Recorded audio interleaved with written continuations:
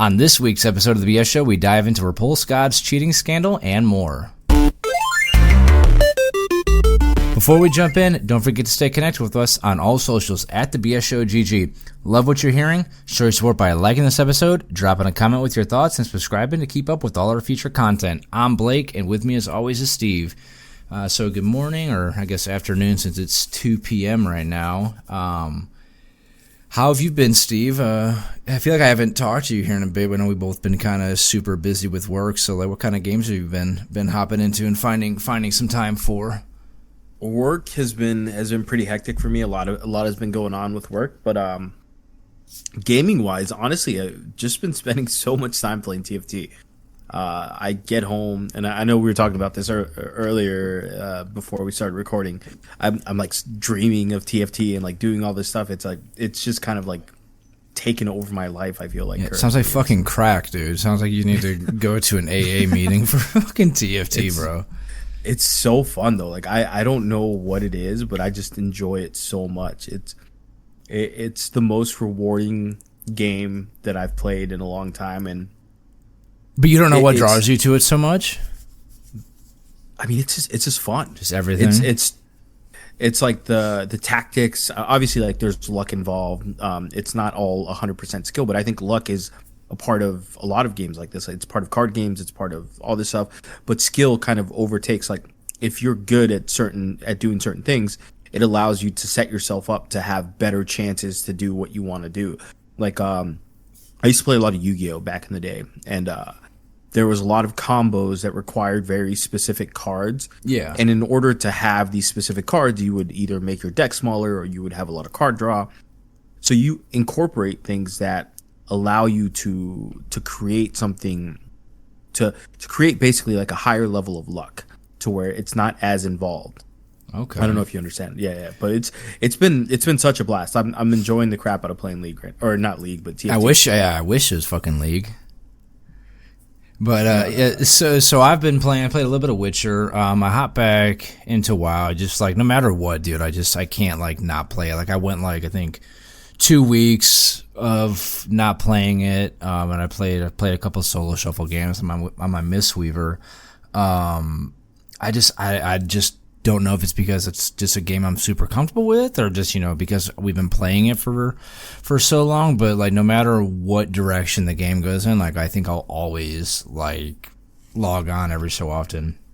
Besides, what's that? I was just gonna say I'm the exact same way. So I know 100% how you feel with World of Warcraft. Like I will always come back to it, whether it's like retail or other variants of the game, but it's just one of those things like we've been playing for so long. I think it's just had like such a big impact on our lives. I mean, like, because it really is like the game like I've played the fucking most. Like, I don't know if I ever told you this story. So, when me and Megan first started dating, I was huge into like doing RPGs. This was like, I think like Cataclysm, bro, like 12 years ago. And so anyways, I was really big into PvP. I was playing WoW so fucking much, and she had no idea I played. So like what I used to do is like, so when she would stay the night, she'd be sleeping in the bed, besides my computer. Once she went to bed, I'd hop on the fucking computer, boot up WoW, and then play while she was sleeping. And the only reason why she found out that I played was because my mom was fucking trolling, me, Brett, and DJ. And there was a period of time where the gas stations sold like those plastic World of Warcraft cups, like the big cups. And so my mom bought like 6 of them and brought them home, and Brett grabbed one and showed Megan. It was like, oh yeah, did you know that Blake plays World of Warcraft? And she, like I said, the whole time for like the first year or two of us dating, she had no clue that I played.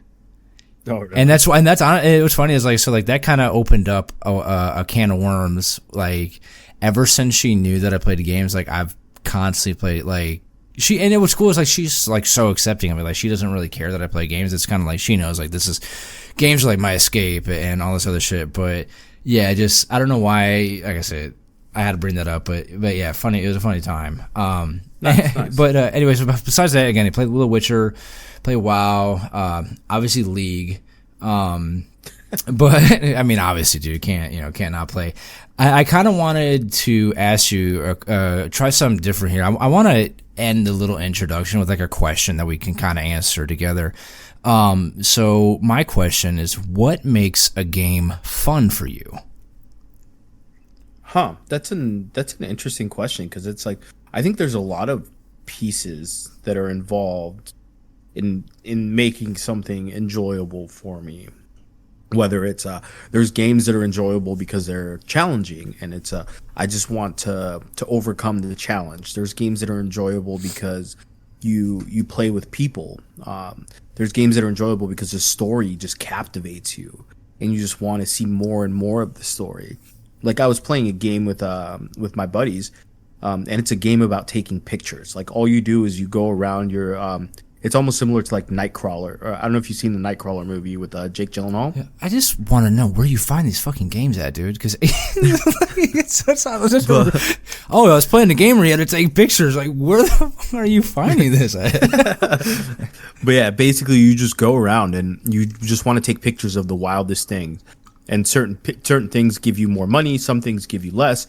But that's like the whole concept of the game. And it's like just something like that. Like, if I was playing that by myself, it would just be completely not enjoyable.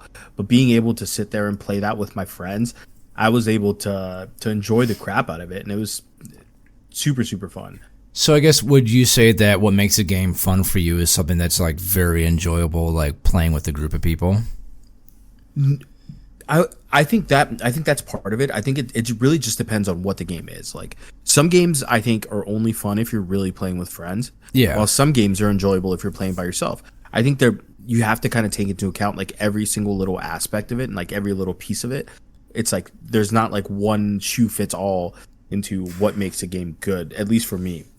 You see, so like the whole reason I wanted to ask that and like kind of start this new thing with these questions is I have a buddy at work. He's 26, I think. And he was like, man, I just haven't played a lot of games lately. Like, just, there's nothing fun. And I'm like, well, what makes a game fun for you? Because I feel like there's so many games out there and we all have a different opinion on what makes a game fun for us. And so like, I really wanted to ask you that, because like for me, what makes a game fun is like it has to have like a competitive scene. And then, but I also like games that are really focused on playing with other people. Like, I think some of my most fun games are games that we've played together, or that we can get like me, you, Ryan, or me, you, Jose, and like we were playing the fucking fast food simulator. Like, we played that shit for like 8 hours straight. Like, to me, that makes a great game, or that makes a game fun. But no, I just wanted to ask you that. I was just thinking about that because, like I said, it kind of got me thinking in the back of my head, like, I wonder what makes games fun for other people. Yeah, I think a lot of people nowadays are like they're so accustomed to like gaming is just online. Like, you have to play games online. If you're not playing online, it's just they just don't enjoy it, I guess. And for me, I think that limits you to what you're able to do. Like, if your whole focus of playing games is playing games like Call of Duty and stuff like that, like, it's just like nonstop competitive game. Oh, 100%. Like, I just think you need to really focus on playing different things, not just the same type of game. Like, there's so many different games out there. I think if you just put yourself in that situation where it's like, okay, I'm just playing Call of Duty, I'm just playing NBA 2K, I'm just playing Madden. And that's kind of how I used to look at gaming. When I used to play games back in the day, it was strictly, okay, I'm getting on and I'm playing Call of Duty. I'm playing Call of Duty like for like 6-7 hours, whatever. And then it's like, okay, I'm playing NBA 2K. I'm playing Madden. I'm playing these games. And it's like, you just get, sometimes I can definitely feel it. It's like, you just get so frustrated. It's like, you want to do something else, but it's hard to do that when you're playing the same type of game over and over, which is why I love to just differentiate and go all over the place and play a million different types of games. I don't just play the same type of games. Like, I mean, you know me. I have like so many different games in my Steam library. But yeah, it's fun, man. I love it. Yeah, I gotta say too, just to kind of wrap this up a little bit, with the different genre of games, like, I was getting kind of burnt out of so much WoW or so much League, and then once we started doing this, let's try a new game every 2 or 3 weeks, with like Cyberpunk and then No Man's Sky, and now we're playing Witcher 3.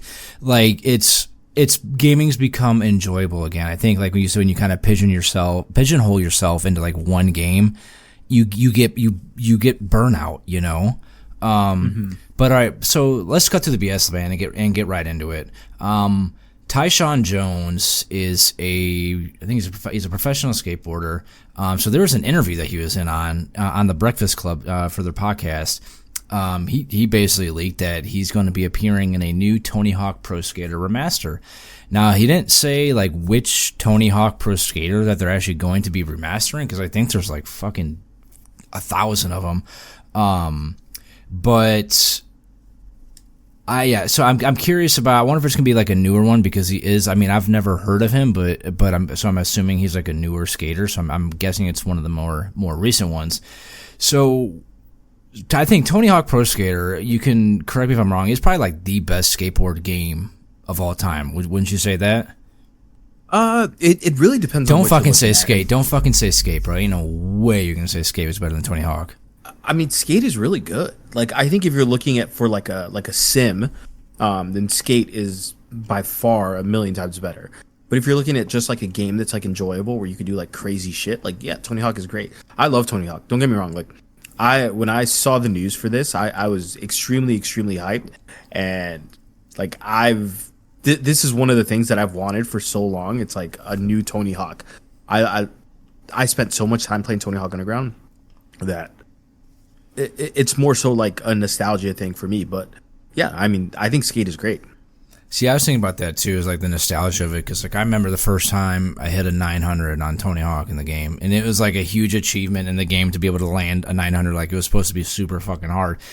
I was thinking too, like if they remastered this, like I would love to see a Dave Mirra BMX be remastered, because like those are like the biggest games I played like early high school, you know, besides Call of Duty.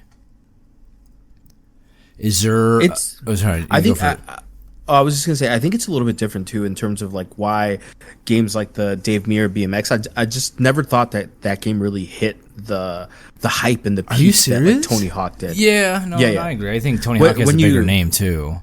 Yeah, I think Tony Hawk is a much bigger name, and then the people that he had in the game just kind of created like an overall extreme level of hype that you just don't necessarily see with a lot of games nowadays. Well, even in like BMX, though, like I don't really remember a whole lot of like big BMX names, but like with skating, I mean, you had like Bam Margera, Tony Hawk. I mean, was it Runquist? Man, like there were so many. Bob, oh man, I can't even think of Bob something. Bob Bergquist? Yes, thank you. Yeah. Like there were so many, like, you remember what was the little booklet we used to get? CCS or shit like that? Like they never had that for like BMX. So I think like skating was like huge when we were younger. Yeah, I think skating culture was also like different than BMXing.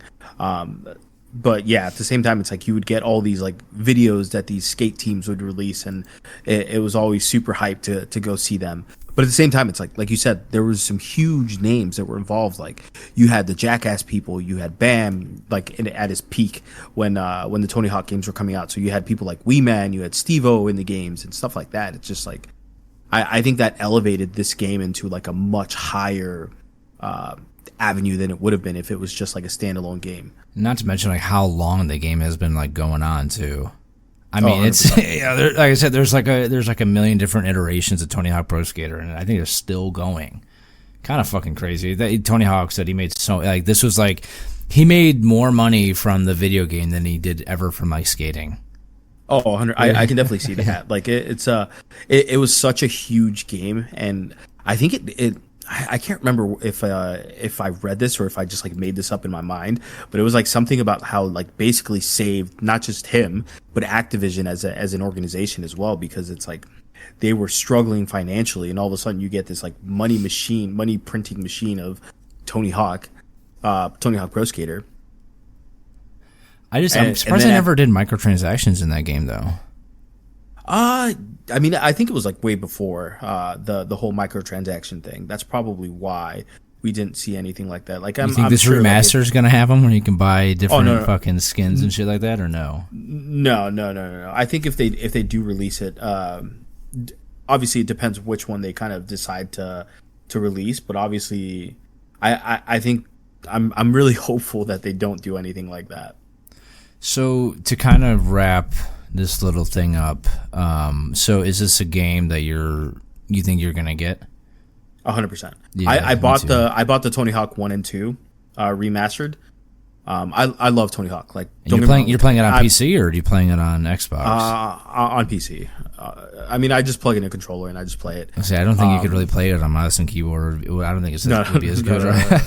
no. That game would probably be incredibly difficult on mouse and keyboard. But no, I spent so much time playing Tony Hawk. I'm really hopeful that it's Tony Hawk Underground 1 and 2, because those were my favorite. I think in terms of like, obviously all the Tony Hawk games have incredible soundtracks, but I think Tony Hawk Underground 1 and 2 had probably the strongest ones.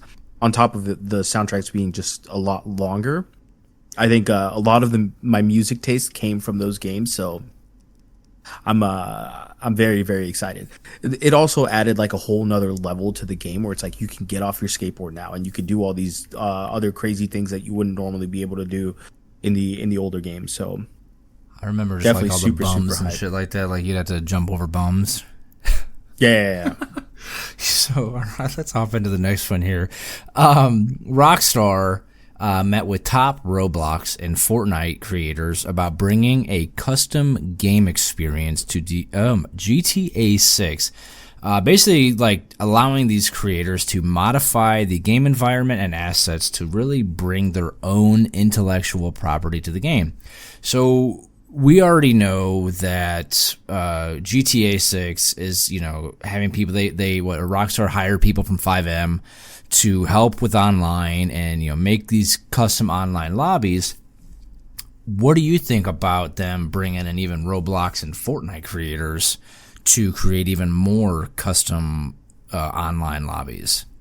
I think that's actually super cool. Like, I know we talked about it in the past how GTA may very well be, or GTA Online may very well be like its own standalone thing.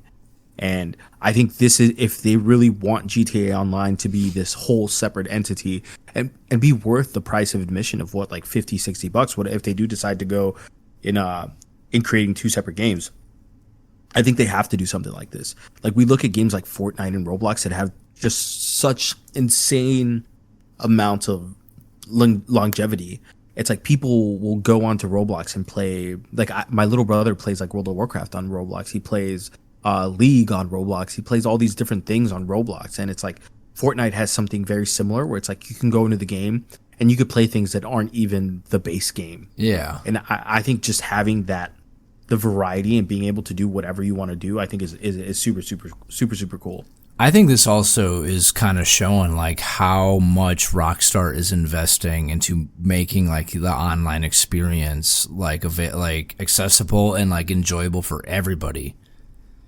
The only thing though, I'm this is my biggest concern about this is, as somebody who has a young daughter, I'm worried that, GTA in general is known for being a very graphic game, lots of sexual content and stuff like that. I wonder how these servers are going to handle that, because let's be honest, like if you got, Roblox creators and Fortnite creators, you're opening up the demographic of people to play in the game. You're going to be it's going to be accessible to kids.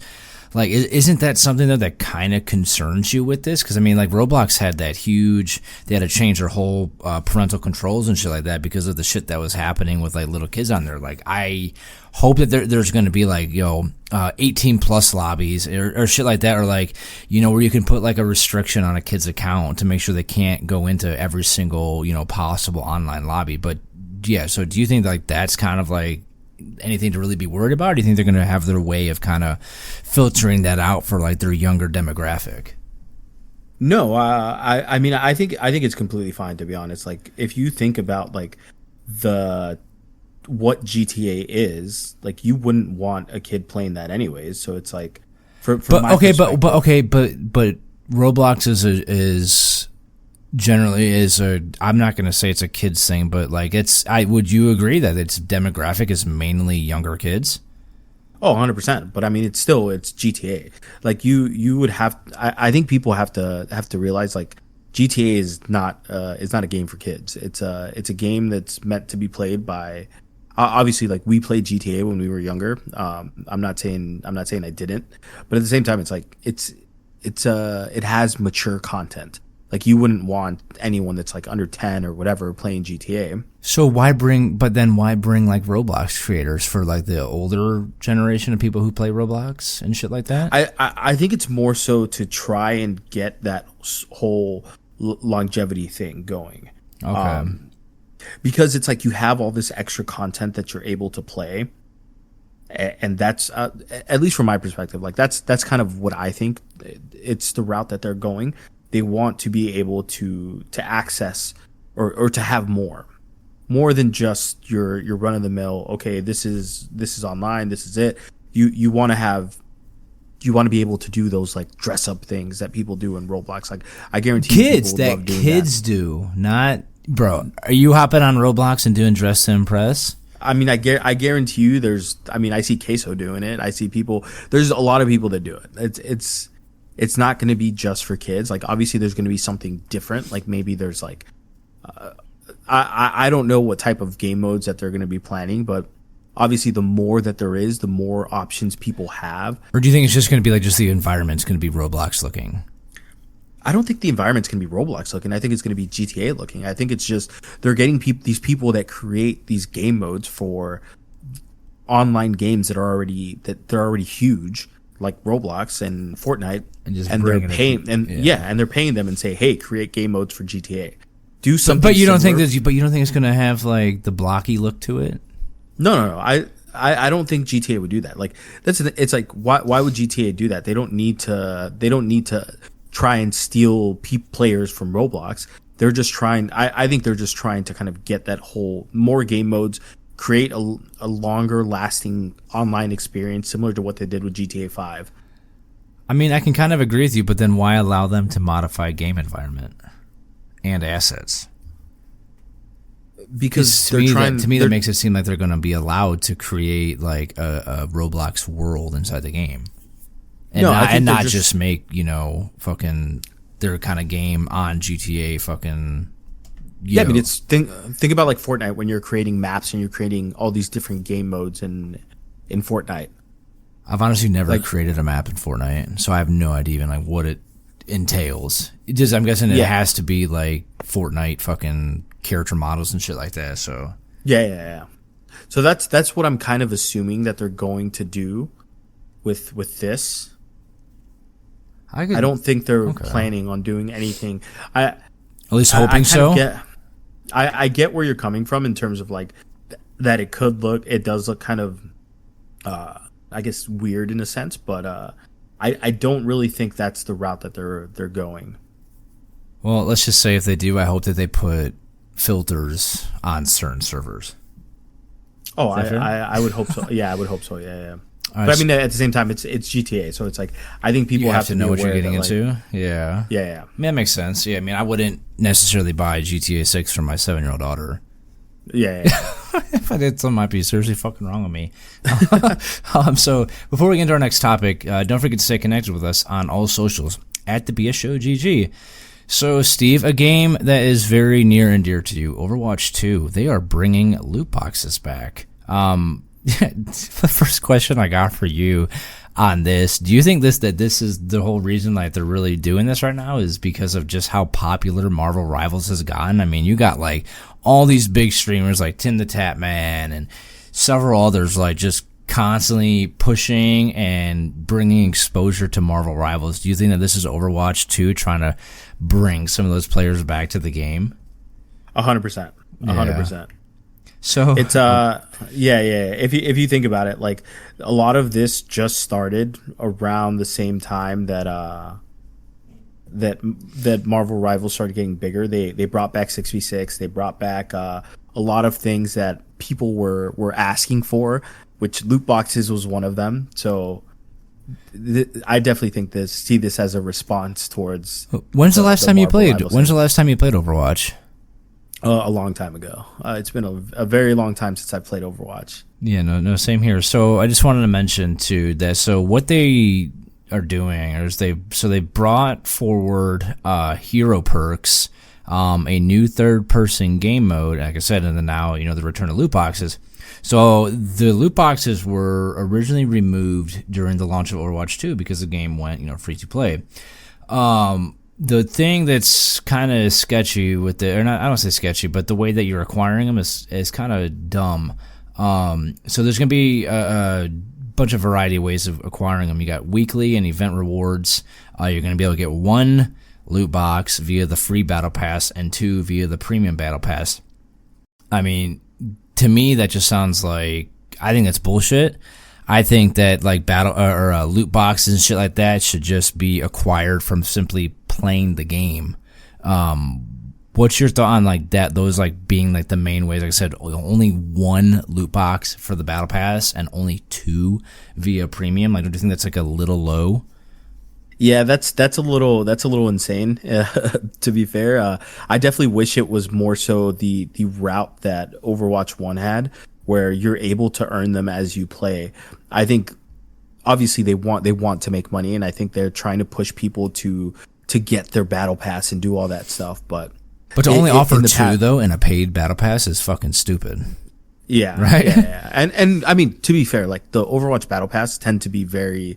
I would say they're very, very strong. Like I think the Overwatch battle passes are usually have like about 3 to 4 skins that I think are super, super strong. They also fucking broken add champions.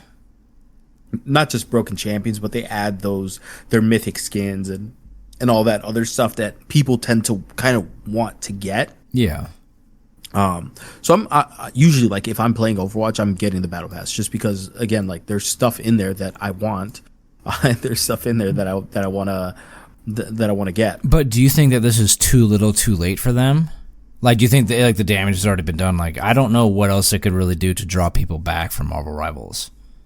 It's hard to say. Like, I definitely think it's it's definitely close. I would say like. It's so difficult to say. Like, I don't know if this is enough to warrant people coming back to Overwatch over playing games like a game like Marvel Rivals. Yeah. But I don't know. Like, part of me, like, I'm definitely gonna check it out. Like, I think the hero perks is a pretty cool addition. I would like to see how they play it. Like, I think the biggest reason that I kind of stopped playing Overwatch is the release of newer characters that tend to be extremely, extremely overpowered, that make characters that I've played for a very long time just completely useless. Yeah, I just didn't like how they were putting fucking characters inside the battle pass, and that was like the only way you were able to acquire them. Yeah. I mean that part is very. I don't like that at all, to be fair. One thing I did want to mention for these battle passes, these loot boxes, is that Overwatch is going to be they're basically being a lot more transparent, and they're going to be a lot more predictable than before. So I just wanted to get some things real quick that was in this article. So they are guaranteeing a rare or better in every box, an epic item within 5 consecutive boxes, and a legendary within 20 consecutive boxes. And I think what they mean now with the consecutive boxes, I'm assuming that means like if you purchase or unlock 5 right in a row. I don't think it means like if you open up one today, one tomorrow, one the day after, like that would be consecutive. I think it's like at the same time. And then they actually released the drop rates for everything. So there's a 5.1% chance for a legendary, a 21.93% chance for an epic, a 96.23% chance for a rare, and a 97.97% chance for having a common. So I'm very happy that they're being a lot more transparent with your probability of what you're getting. So I guess like the biggest, I think a lot of people like their biggest thing with loot boxes is just like it's pretty much fucking gambling. Yeah, and I know I play a lot of TFT, and that's one of the things that they kind of have in their things is they have these ridiculously low chance loot boxes that are sometimes I think it's a little crazy. Like to get some of the better things, you have like a 0.005% chance to get, which I think is a little insane, but it reminds me of like the CS:GO crates, like just people just spending so much fucking money just trying to get like a good skin.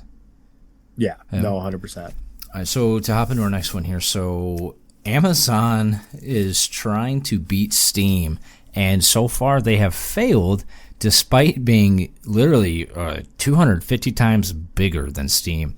So a former executive from Amazon basically like explained like what they were trying to do, and what he said was, so they originally acquired a small PC game store and they tried to scale it, which I guess the game store just went absolutely nowhere. And then after buying Twitch, they created their own PC game store. I'm guessing it was like within Twitch, and they had assumed that people would buy from them because they were already on Twitch using it, right? And that didn't work out. Then they built a thing called Luna, which is a game streaming service that lets people play without a high-end PC, and yet again, that failed.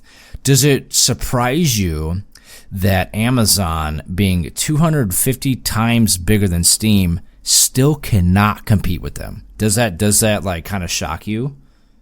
No, because I think a lot of what makes Steam so great is the kind of social aspect that it has. The fact that you're able to review and see what other people think of a game before you play it. The fact that it has the community forums and you're able to look at that. Like, there's so many different things about Steam that I think makes it great. Like, it's not just a game store, right? Yeah, it's not just a game store. And obviously, like, people have like their entire libraries. Like, I have years and years of games in Steam or on Steam that it's like I wouldn't just like what it would be incredibly difficult for me to transition to something new. Like, I know Epic was trying to do something similar and they completely failed at it because, again, it's like it's hard to convince people to want to go to a different avenue. Like, Epic was giving out all these free games. They were giving out AAA games for free and all these like crazy things for free. So it's incredibly difficult to try and convince people, like, okay, we need to go here instead. Well, you know what's funny about Epic? So okay, Epic, you earn Epic rewards every time you buy a game, right, or purchase something in the Epic store. When you purchase things from Steam, you get the Steam points that you could use for like icons, avatars and shit like that. I'm surprised Epic didn't take off, because I've bought in like a game or two off the Epic store just from shit that I've purchased on like Fortnite. So like I'm kind of surprised that they didn't have like that. Epic isn't really a big competitor with Steam. Yeah, I think it was something. I think the biggest reason is obviously people. I think people really like the idea of being able to see what people think. Like, Epic not having reviews for their games, like where you could see exactly what people think about the game before people play it. I think that's huge. So I think something simple like that, like if Epic had incorporated that from the get-go, it'd be a completely different story, in my opinion. Yeah, I don't think Steam's going anywhere, because I think it's really like the ultimate like digital gaming store. So do you think if like these big companies like Amazon and Epic can't even take them on, do you think there's ever a chance that anybody else is ever going to be able to? Or do you think like if Amazon all of a sudden started allowing, community, I'm gonna call them community hubs or reviews, do you think that there's ever a chance that they really could take Steam on? Or do you think Steam is just like, again, it's the fucking powerhouse of a gaming store, and like there's nobody that's ever going to be able to take that away from them? I definitely wouldn't say there's no chance. I definitely think there's an opportunity for another company to come in and do something like that. It's just going to be incredibly difficult. I think the biggest thing that people have to look at if they're trying to compete against Steam is it's not just you can't just be an avenue for people to purchase and play their games. Like, it has to be this big community. I mean, we saw it with like things like MySpace. Like, MySpace was humongous, and then all of a sudden it just disappeared. Yeah. Like, there's definitely opportunities and avenues for people to do that. And realistically, honestly, like in my opinion, like I think one of the things that would potentially push Steam out is something like a Twitch, like a YouTube. And I know Steam has kind of started incorporating like live streaming on their platform, where you can go onto a game and you could see that people are live and playing that specific game. I think having that option to like, okay, this brand new game just came out. I don't know if I want to buy it because I don't know if it's good. Let me see what people think. Okay, let me. Now I'm not just reading reviews. I can watch someone play it. I can see in real time what their opinion is of the game, and maybe it's a creator that I really like and I really value their opinion. So yeah, let me see what they think and go from there. Yeah, I think Steam, dude, is just such a good thing. I don't think it's going anywhere. I just kind of want to end this with a quote that this kind of just goes to show you that like just because you're bigger doesn't always mean that you're better, right? Yeah, 100%. Now, don't take that sexually, Steve, but you know. So, before we get into our last topic, if you're enjoying this episode, don't forget to stay connected with us on all socials at the BS Show GG. Okay, so this is I'm gonna call it a feel-good story. So there's a cheater, a big name cheater in Fortnite who goes by the name of Repulsegod. So Fortnite is known for like these huge gaming tournaments that they put on all the time. So for the FNCS 2023 Global Championship, which happened to be Fortnite's biggest tournament, which had a $4 million prize pool, Repulsegod had shared his account with a buddy, allowing him to qualify for the championship. Now, what Epic did is fucking hilarious. First, they donated all the prize money to charity that this person won, and on top of it, they not only took legal action against them, but they made him put out a public apology. Now, his public apology, I think, is kind of bullshit. Like, I thought it was going to be like a, he's going to come on camera and give this apology to his community or, his followers, whatever. But he basically just went on YouTube and like typed in a Word document his fucking apology. So the apology says the following: cheating in tournaments ruins the fun for the players who earned their spot in tournaments, and I apologize to the Fortnite community for my actions. I won't ever cheat in Fortnite again. What's your thoughts on Epic like making this dude come out and do a public apology like this? I think what they did is really cool. Obviously there has to be some better ways of catching this before it actually happens. Like, I'm sure Epic has probably gone great lengths to figure out a way to address these issues before they happen, because obviously you don't want more people to come in, play in these tournaments, win a huge prize pool, and potentially cause someone else to lose out on that money. Because I think Fortnite, in terms of like the amount of money that not just money, but like notoriety, Fortnite created some of the biggest personalities in gaming today. So something has to be done on that aspect. So I think them going out and really making an example of this person is incredibly great. I think it's kind of crazy, like just how common cheating is getting nowadays. I mean, you got, like, I'm going to just flat out say it, like, cheating ruined Call of Duty. And I think Epic is, with this, like, really just trying to get ahead of it because they don't want to go down that same path of Call of Duty. Like if you look up, like, Call of Duty on Reddit and shit like that and look up reviews, like, there's just so many people who just refuse to play the game and refuse to buy their battle pass or refuse to spend any money on the game because they're just sick and tired of fucking cheaters. Honestly, I think that this dude, like, not only himself, but anybody that he's played with, I don't know if they should get banned, but, they had to have known that he was cheating. Like, there's just no way that they don't know. And that also opens up the idea where it's like, if you, obviously during COVID, it was completely different times and everything had to be virtual. Yeah. But you're in an era now where we don't have to really worry about things like that. So it's like, why have something that has such a big prize pool be an online tournament and not make it a LAN? I think we need to place more of a precedence on like these big events need to be in person, and this really allows people to identify potential cheaters before it even happens. Like I can't remember if this was like CS:GO or something like, or Valorant or something like that, but there was an issue where people thought someone was cheating, so they had the people go and like look at his computer, and he was like getting really really sketched out about people coming over and like looking at his computer. Yeah, and it turns out he was running like some background software to cheat, and yeah, like they Microsoft were able Word. I think I know what you're talking about. Yeah, I think I've seen that video.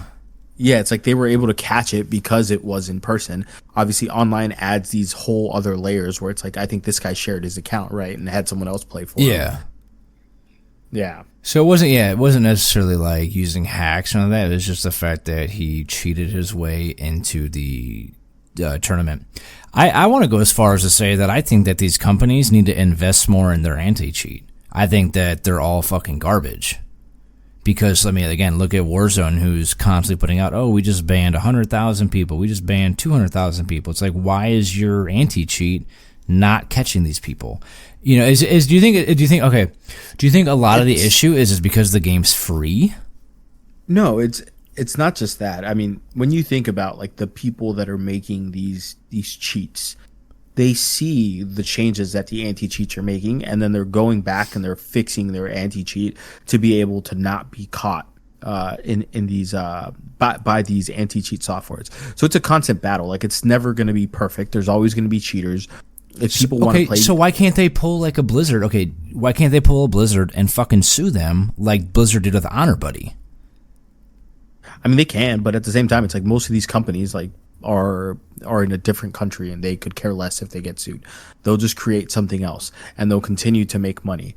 Like World of Warcraft is I think it's a bit of a different story because it was only really one company that was making these bots.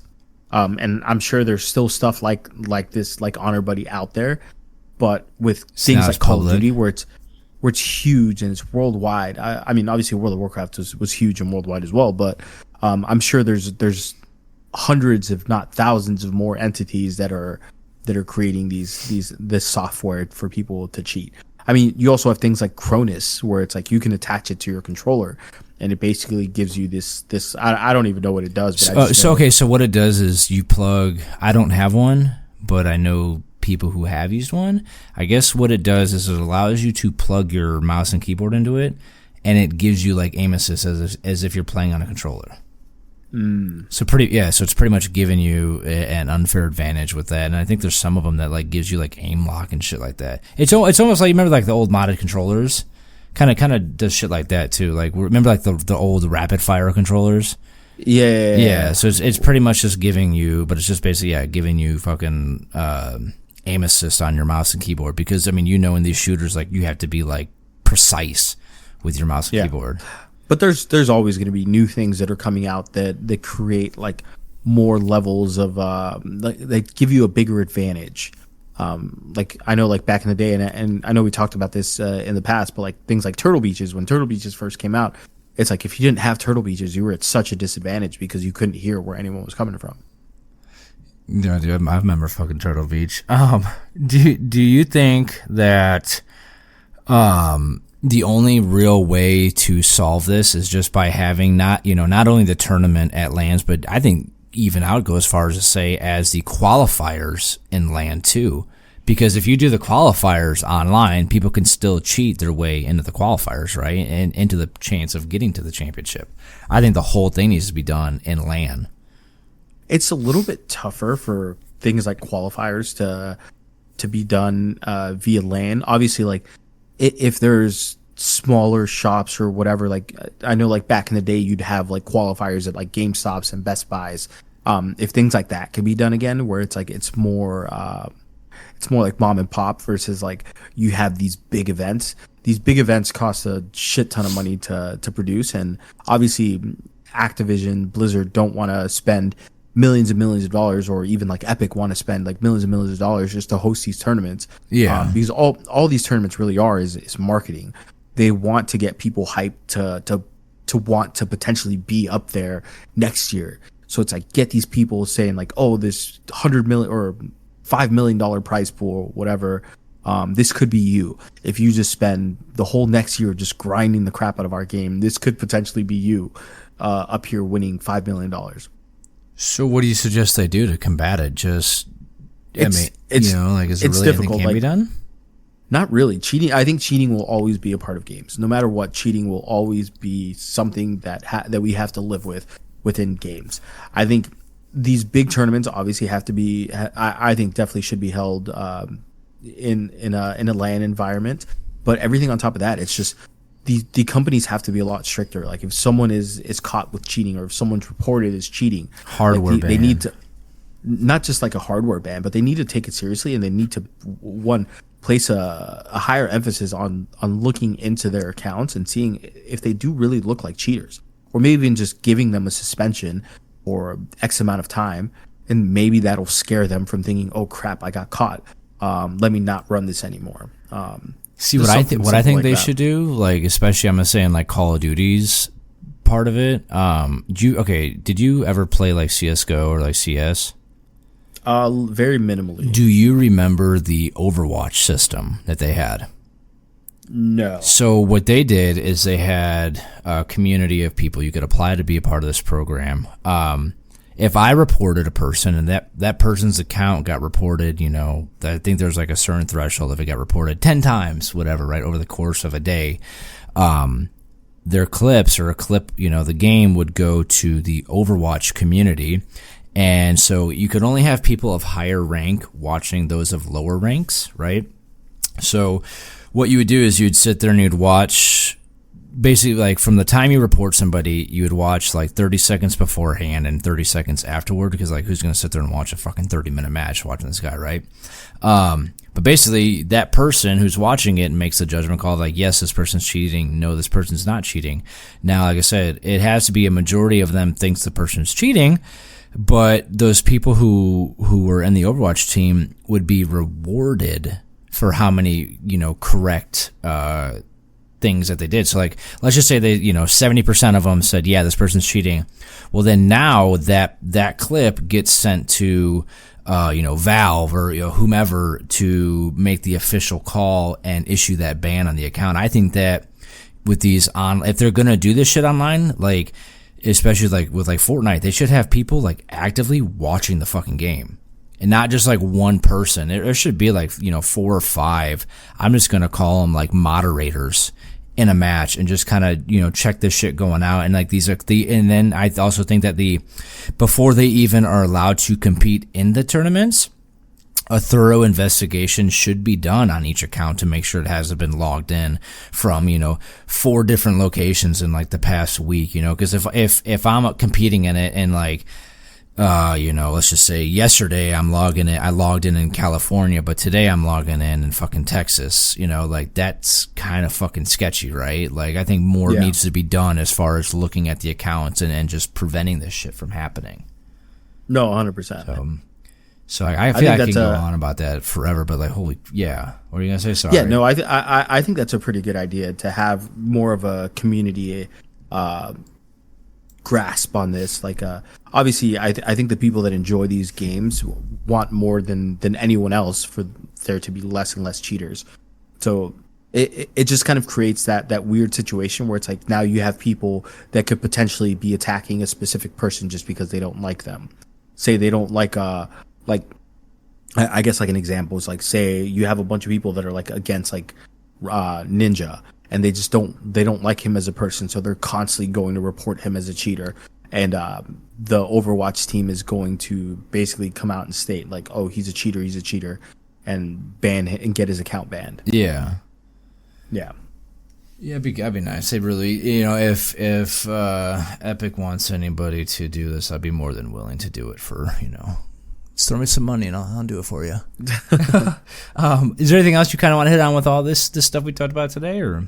No. All right, so there's no really good upcoming games or nothing that's really worth mentioning. I did want to mention, Steve, that your Avowed and Like a Dragon actually did pretty fucking well on your fantasy thing, which I'm fucking pissed about right now. But yeah, no, I'm super hyped to play Like a Dragon. I have a long flight and debating on. I need to see how it plays on the Steam Deck. But I'm either I haven't played it yet, but it's definitely on my list to play. Yeah. So some games.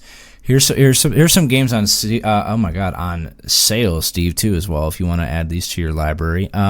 You got DayZ is 50% off at $25. You got Total War Warhammer 3 is also 60% off at $23.99. And then you got Sonic X Shadow Generations is 25% off at $37.49. And before I wrap this up, I wanted to say that we are going to be gone for the next couple weeks. We both kind of got vacation like back to back.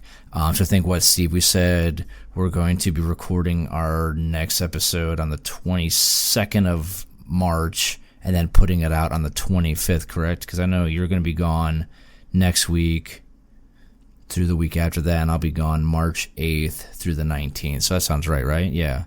Yeah. So our next episode will be out the 25th of March. So yeah, just kind of be patient with us while we go and take some much needed vacation. But yeah, so that's it for today's episode of the BS Show. If you enjoyed the unfiltered conversations, make sure to follow us on all socials at the BS Show GG. We appreciate you listening, and we'll be back in a couple weeks with more straight talk. No BS.